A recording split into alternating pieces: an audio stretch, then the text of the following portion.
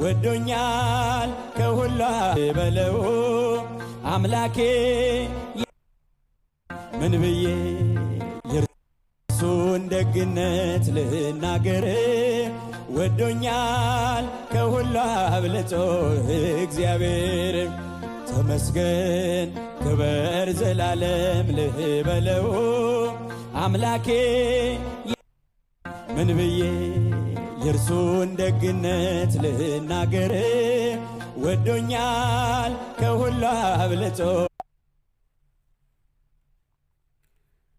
በስመ አብ ወልድ ወመንፈስ ቅዱስ አሐዱ አምላክ አሜን። በስመ አብ ወልድ ወመንፈስ ቅዱስ አሐዱ አምላክ አሜን። በስመ አብ ወልድ ወመንፈስ ቅዱስ አሐዱ አምላክ አሜን። ሐምሌ 27 ቸሩ መድኃኔዓለም የጻድቁ አቡነ መብዓ ጽዮን እንኳን አደረሳችሁ አደረሰን። ቸሩ መድኃኔዓለም በቸርነቱ በምሕረቱ ይማረን።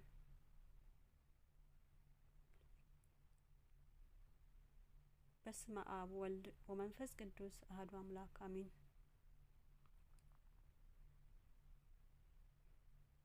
እግዚአብሔር ሁላችን በደል በእርሱ ላይ አኖረ። ስለ ሰው ልጅ ፍቅር ስል ራሱ አሳልፎ የሰጠው ተበዳይም እርሱ ካሳ ከፋይም እርሱ ሆኖ ዓለምን ሁሉ ያዳነው መድኃኔዓለም ክርስቶስ ኢየሱስ ምሳሌ የሌለው አባትነቱን ስጋውን ደሙን በመስቀል ላይ በመስጠት ገለጠ።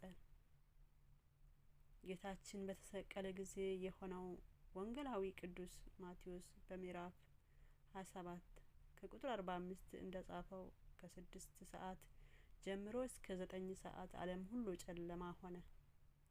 ፈጣሪዋ በእንጨት መስቀል ላይ ተሰቅሎ ባየች ጊዜ ፀሐይ ጨለመች። እርሱም ከእመቤታችን ከቅድስት ድንግል ማርያም የነሳው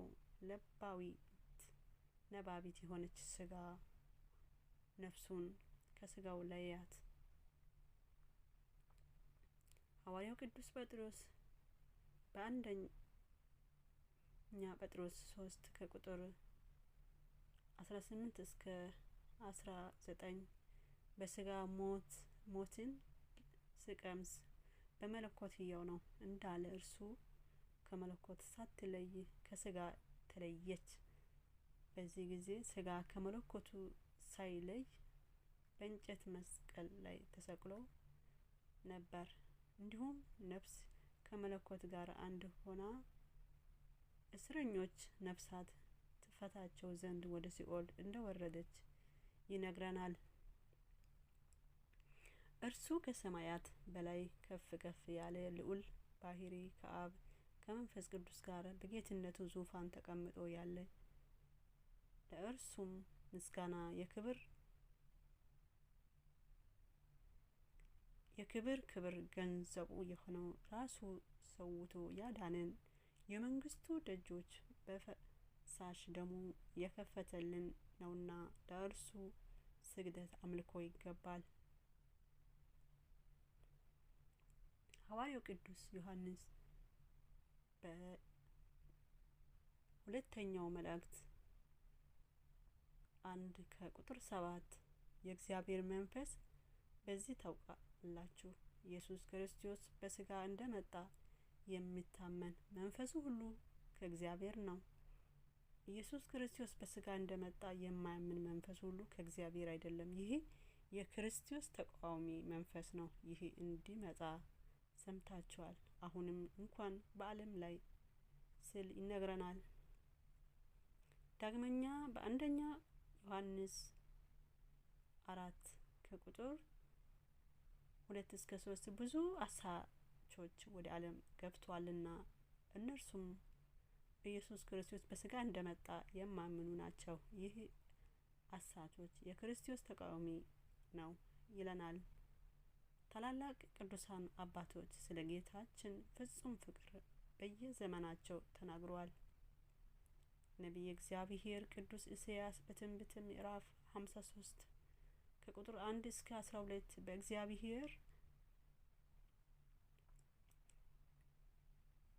በእውነት ደዌያችን ተቀበለ፣ ሕመማችን ተሸክሟል።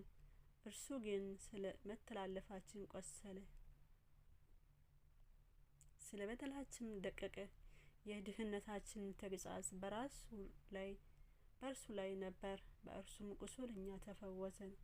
እኛ ሁላችን እንደ በጎች ተቅበዝብዘን ጠፋን፣ ከእኛ እያንዳንዱ ወደ ገዛ መንገዱ አዘነበለ።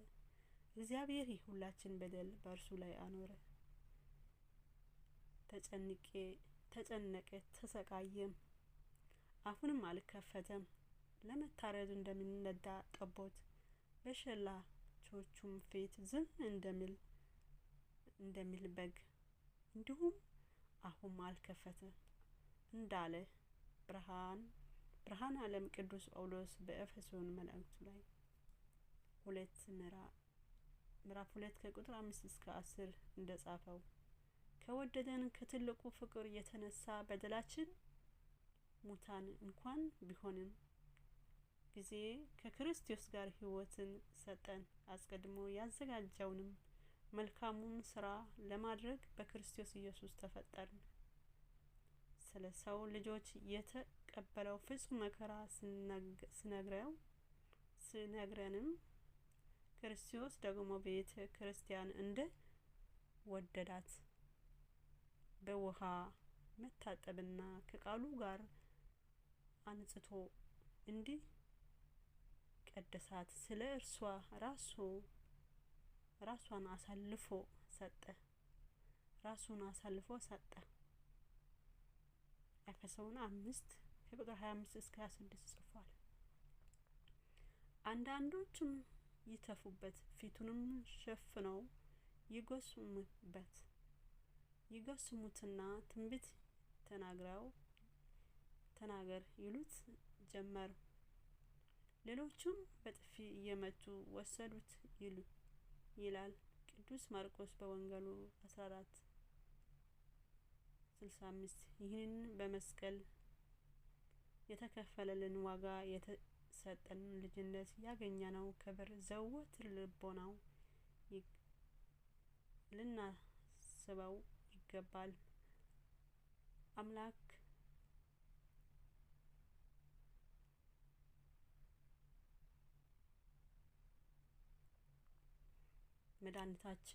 መድኃኔ ዓለም ለሀገራችን ሰላሙን፣ ለሕዝብ ፍቅር አንድነትን ስጠን።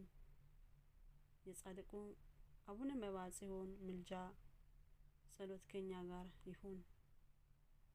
እግዚአብሔር አብ ጸጋ፣ የወልድ ፍቅር፣ የመንፈስ ቅዱስ አንድነት፣ የእናታችን ማርያም አማላጅነት፣ የቅዱሳን መላእክት ጥበቃ እና የቅዱሳን አባቶቻችን እናቶቻችን ረድኤት በረከት ጥርጥር የሌለባት ድል አድራጊዋ የመንግስተ ሰማያት መውረሻ ንጽሕት ቅድስት ኦርቶዶክስ ተዋሕዶ እምነታችን ከኛ ጋር ጸንታ ትኑር። አሜን።